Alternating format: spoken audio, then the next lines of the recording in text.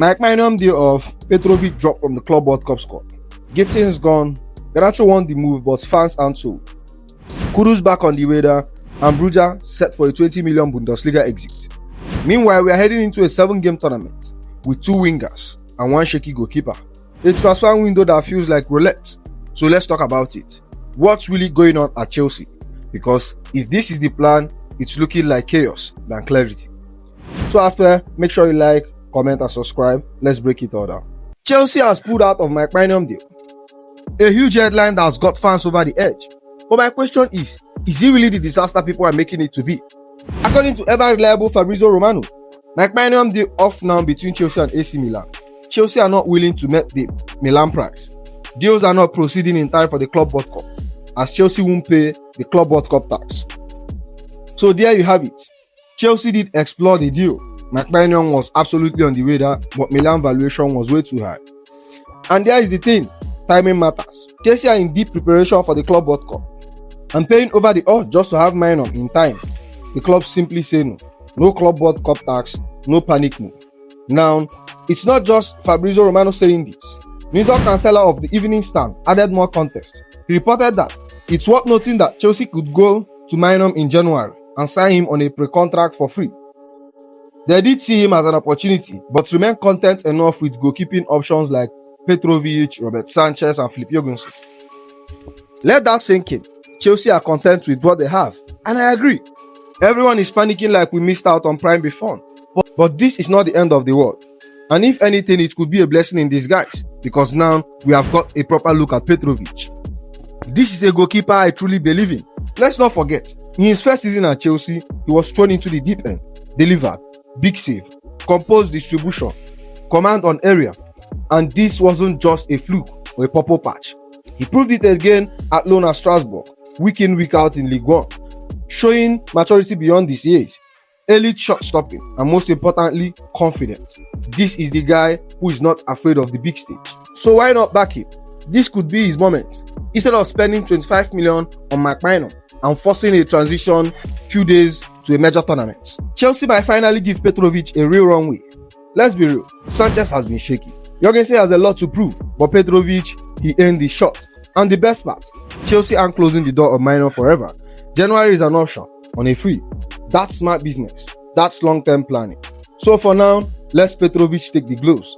Let him show why he belongs at the bridge. Because if he seizes his chance, we might not look at Maignan at all. We missed out on Maignan. Fine. I told you it's not the end of the world because we have Petrovic. A goalkeeper I believe in, and I know you believe in too. But now, Petrovic hasn't made the Club World Cup squad. Yeah, make it make sense. Maignan of the Telegraph dropped the updates. Petrovic has not been included in Chelsea Club World Cup squad. Chelsea have decided not to take any player who spent the season out on loan, other than Andre Santos, as they see the Club World Cup as a continuation of 2024-2025 campaign. Not because of injury, not because of form, because of club decision. Let that sink in. We missed out on Maignan, a world-class goalkeeper, didn't want to overpay, and that was okay, because Petrovic was coming from a brilliant loan spell at Strasbourg. We thought we'd finally give him a shot, earn that number 1 shirt, but now he's not even in the squad. This is a goalkeeper who bailed us out multiple times. Big save in big moments. He went on loan, didn't sulk, didn't complain, just got better. Showed maturity, and now he has been dropped behind a goalkeeper that fans don't even trust. I can't stand Sánchez being in goal. And I know you can too, because every time the ball goes near him, the heart rate spikes. You just don't know what version of him you are getting. But the club, they are seeing something else. Because according to Maignan, Chelsea believes Robert Sánchez improved last season and saved the team at least 9 points. Let me laugh, because if I don't laugh, I'll cry. Saved 9 points? Really? Where was that when we are leaking goals from set piece? Where was that when defense had to carry him through basic moments? He had flashes, yes, but flashes aren't enough at Chelsea. So here we are, no Maignan, no Petrovic, Sánchez starting a Club World Cup campaign, and the goalkeeping chart are confusing as ever. Maignan even hinted at more uncertainty. Petrovic's future is now in doubt. It will be up to the player to decide whether he wants regular first team or not. That says a lot, because a player like Petrovic deserves regular first team football. And if you're not going to give him, another club will. Now this one hurts. If you thought Maignan collapsing is bad, This one stings more. Jamie Bynoe-Gittens to Chelsea is off. Deal collapsed. And this time, it's not about money. It's about opportunity missed. Let's break it all down. According to Peletigo, Jamie Bynoe-Gittens to Chelsea before Club World Cup have finally collapsed. Deal is off. And if that wasn't dramatic enough, Kevin Powell added fuel to the fire. Jamie Bynoe-Gittens apparently very frustrated with the development and has just drove away from the training ground at high speed. That says everything. This wasn't just a casual negotiation. This was real. Chelsea were pushing, Gittens wanted the move, but the final hurdle was just £3 million. Ben Jacob confirmed, this is only small gap valuation between the clubs. 42 million bid rejected, 45 million counted by Dortmund. 3 million. That was stood between us and a dynamic and explosive winger, which we genuinely need. And look, I wasn't sad about missing out on Maignan, but this one is frustrating because we only have 3 wingers available heading into a high-stake Club World Cup. So when you tell me we are going into a tournament that includes Real Madrid, PSG and Man City with 3 wide options, I'm worried. Gittens was perfect for the profile. Young, fearless, direct, can beat man one-on-one, Bundesliga proven, English talent, ready to explode under Enzo Maresca. And he wanted Chelsea. Now Simon Stones of BBC did leave a small glimmer of hope. The interesting thing then will be whether Gittens is included in Dortmund's squad as a player and not allowed to appear for more than one club in the competition. Dortmund begin their competition against Flamengo on 17 June and Chelsea begin their tournament against Flamengo on 20th June. And with the transfer window opening again on 16th of June, this is an outside chance a deal could be struck before Chelsea campaigns begin. So technically, the door isn't closed, but it's hanging by a thread. If Dortmund include him in their squad, that's it. He's cup tied, the window may open on 16th, but if he plays on 17th, Chelsea can't use him. So what's the move now? Do we go back in with that £45 million? Do we push it across the line? Or do we do what we always do? Hesitate, delay and miss out? Because this squad, it needs a spark. It needs Gittens. So yes, this one has every right to make fans angry. It's not a luxury signing, it's a necessary one. Let's see what Chelsea do in the coming days, but for now, it's a massive blow. So we missed out on Jamie Bynoe-Gittens before the Club World Cup. But guess what? Chelsea has not ruled out going back in after the deadline. The door is slightly open. And if that wasn't enough to stir the pot, here comes 2 new names. Chelsea has not ruled out further approach for Jamie Bynoe-Gittens after the deadline, but also have interest in Alejandro Garnacho and Garnacho Kudus, according to Nizaar Kinsella. Let's break it all down. Now, I've said it before, Gittens is the perfect profile. Fast, dynamic, explosive, Bundesliga tested, wants the move, and still only 20. Chelsea didn't just walk away because of doubt, they walked away because of timing. And a 3 million valuation gap, but now with Club World Cup deadline pass, that pressure is gone. Don't be surprised if Chelsea go back in once the window fully opens on 16 June. Especially if Dortmund don't use him in their Club World Cup squad. But then, here is the wild card. Alejandro Garnacho. This one, I'm not going to lie, is a little bit chaotic. Garnacho had a poor season at Manchester United. He has been inconsistent, erratic, and often play out of position. But now, he's reportedly been told to find a new club. Garnacho wants Chelsea, but a lot of fans doesn't want Garnacho. And I get it, because there is difference between raw talent and smart recruitment. Garnacho has talent, no one is denying that. We have seen this story before, big name, big hype, no guarantee of consistency. And Garnacho is only 19, available and wants the move. That's the matter. Could Maresca polish him into something serious? Maybe.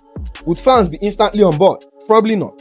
Then is Garnacho Kudus, the most complete footballer on this list. Premier League proven, versatile, can play right wing, 10, even first 9. He's technically elite, tactically intelligent, and most importantly, he delivers in big games. Chelsea looked at him before he joined West Ham, but now interest is back. The question is, can we afford to let this window slip again? Because while Garnacho is chaos, Gittens is potential, Kudus is ready-made. So here is the situation. Gittens still on the radar. Garnacho wants Chelsea but comes with question. Kudus, Premier League killer but not cheap. So let me ask you, would you take Garnacho despite the baggage? Would you splash for Kudus and forget about potential? Or should we still go all in for Gittens, the long-term project? Let me know in the comment section. Now this one feels like a gut punch because this isn't just a good player. Nico Williams is a needle mover, a game changer, a statement signing, but according to reports, he has been ruled out by Chelsea. Let's get into it. Simon Johnson of the Athletic, one of the most reliable voices when it comes to Chelsea, dropped the bomb. Nico Williams has been ruled out by Chelsea for a variety of reasons. No official bid, no negotiation, just ruled out. Now, naturally, that leads to confusion and frustration because this is exactly the kind of player Chelsea need on that left wing. Quick, direct, electrifying in 1v1, plays with intelligence, Spanish international, and only 22 years old. So why rule him out? Let's be real, this has nothing to do with his abilities. It's about wages. The exact same reason we didn't get Michael Olise last summer. The exact same reason we didn't go all in for Victor Osimhen. Chelsea wage structure is strict, and Nico Williams is reportedly asking for a salary upward 300k a week. With his camp knowing fully well, he's one of the most in-demand wingers in Europe right now. And let's not forget, despite his 55 million euros release clause being fairly reasonable for a talent of his caliber, the total cost of the package, wage bonuses, agent fee skyrocket fast. And that's where Chelsea are hesitating. But here is the key point. The window is still young. We have seen this before. Brew out players early, then circle back later in the window when the market cools, when leverage shifts, when pressure builds. So I'm not saying it's likely, but I'm also saying it's not over. Because as long as Nico Williams hasn't signed somewhere else, never say never. This is a player who doesn't just fill the hole, he raises the level. Yes, we have George, we have Madueke, we have Neto too. But there is no one with Nico Williams' mix of pace, final ball, ability to flip the ball on his own from the left-hand side. Maresca wants wide players who stays wide, isolate fullback, and push strings in transition. Nico is tailor-made for that. So now, Chelsea says it's off, but the transfer window doesn't end in June. It ends when it ends. And sometimes, the best move happens when everyone really looking away. So let me know, what do you think? Would you break the wage structure for Nico Williams? Or is Chelsea right to stay disciplined? This is the name we have known for a while. A striker who once has the hype, the physical tools, and the finishing instinct. But now Armando Broja is one to watch for a move away. According to Peletigo, Armando Broja is the one to watch for the summer. He has received several inquiries from Bundesliga. RB Leipzig and Wolfsburg are monitoring the 23-year-old striker. Current valuation 20 million. Still under contract with Chelsea until 2028. But the writing is on the wall. A move is being planned. This is a player who had everything going for him. Tall, quick, direct. Came through Cobham, tore it up at loan at Southampton. Looked like he was going to be Chelsea feature number 9. And then injury. That ACL tear in 2022 changed everything. He came back but never fully looked the same. Lost half a yard, lost confidence, lost rhythm. And in football, especially in elite level, if you are not moving forward, you are being left behind. This season, sent on loan to Everton, and even there, he couldn't even start. Not because of his effort, Broja gives everything, but because the momentum he once had has been ridiculed by injuries. Now at 23, Broja's career is at crossroads, and the Bundesliga is exactly what he needs. RB Leipzig are known for revitalizing strikers. Look at Nkunku, Szoboszlai, and Šeško. Wolfsburg rebuilding phase and needs a profile like Broja. These are clubs that will give him minutes and will allow him to rediscover his rhythm without the weight of Stamford Bridge expectation. And let's be honest, at Chelsea, he's no longer in the plans. We have signed Leon Delap, Jackson is still developing, and the club are targeting another elite striker this summer. There is no chance for Broja anymore, and worst of all, no trust. Let's not rewrite history. Broja had everything. We saw flashes, Southampton goals, preseason screamers, nation goal heroic for Albania, but in football, timing is everything. And for Broja, the timing of that ACL injury, it was brutal. Now we are looking at a player who once felt like 40-50 million assets, being let go for half of that. This isn't just a sell. It's a goodbye to a project that never really got to begin. But maybe, just maybe, this is what is best for everyone. Because Armando Broja needs minutes, faith, and a league that will let him run free again.